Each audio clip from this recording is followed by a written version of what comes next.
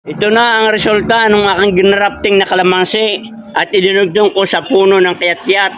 Mga kabayan, sumuloy na yung pinaka-sayon ng kalamansi at ngayon ay akin ang tatanggalin ng plastic para mas mabilis ang kanyang paglaki dahil ngayon ay tagulan na.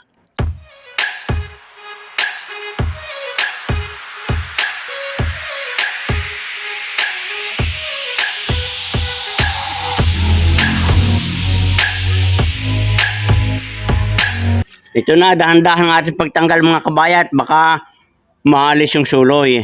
Yan, kitang-kita nyo, ang dami na oh. Pag yan ilumago, pagkaraan 3 buwan, bubunga na yan, kalamansi, 2 variety, at saka kiyat-kiyat. At ngayon mga kabayan, hindi ko muna tatanggalin ito dahil hindi pa ganong kapit, ay baka mapasok ng tubig ng ulan, ay mabulok yung pinagdugtungan. So yan mga kabayan, ganyan lamang yung pamamaraan ng pag-grafting. At ito naman nakita na ninyo sa iba kong mga video, ay kailangan i-update ito.